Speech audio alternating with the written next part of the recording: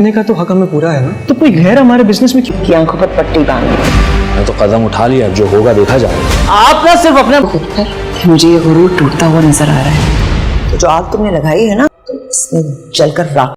मायरी की नेक्स्ट आने वाली एपिसोड में आप देखेंगे कि हबीब समीना के पास जाता है और उनसे कहता है कि भाभी मेरी बात सुने, आपको क्या लगता है आप इस तरह से घर में अगर कोई भी सिचुएशन पैदा करेंगी तो आपको क्या लगता है कि मैं ये सब कुछ बर्दाश्त करूंगा? मैं ये सब कुछ बर्दाश्त नहीं करूंगा। मैं पहले भाभी सिर्फ और सिर्फ भाई की वजह से बर्दाश्त करता था सब कुछ, अब मैं कुछ भी नहीं करूंगा और इस घर का बड़ा मैं ही हूँ। ये बात अम्मा ने भी कह दी है और आप जितना जल्दी ये बात समझ लें तो आपके लिए बेहतर होगा। और मैं आपको साफ साफ बता रहा हूँ कि इस घर के फैसले मैं खुद करूंगा, क्योंकि आपको ये हक नहीं दिया हुआ कि आप करें और ना ही आपको ये हक कभी मिलेगा। जिस पर समीना कहती है कि तुम मेरी बात सुनो, अगर तुम इस तरह से बात करोगे तो मुझे भी हद में रहना नहीं आता और मैं तुम्हें बता दूं कि इस तरह से मैं बात सुनने की आदी नहीं हूँ। जहीर के बाद इस घर की मालिक मैं ही हूँ और इस घर को चलाने वाली भी मैं ही हूँ। तुम्हें क्या लगता है कि ये सब कुछ मैं तुम्हारे हवाले करके चुप करके बैठ जाऊंगी?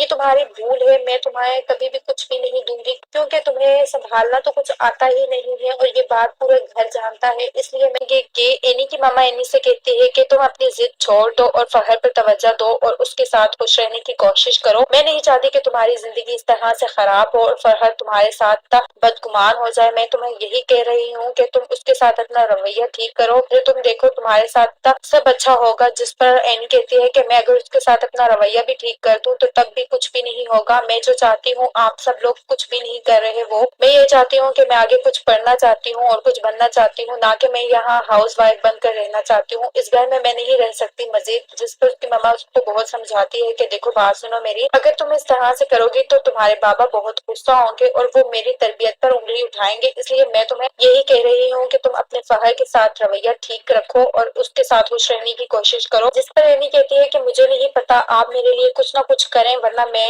ये बता रही हूँ कि मैं कभी भी यहाँ खुश नहीं रह सकती। मुझे आगे पढ़ना है और कुछ बनना है और इसके लिए मुझे बाहर जाना पड़ेगा और आपको मुझे इस सब की परमिशन लेकर दें, वरना मैं आपको बता रही हूँ कि मुझे यहाँ नहीं रहना।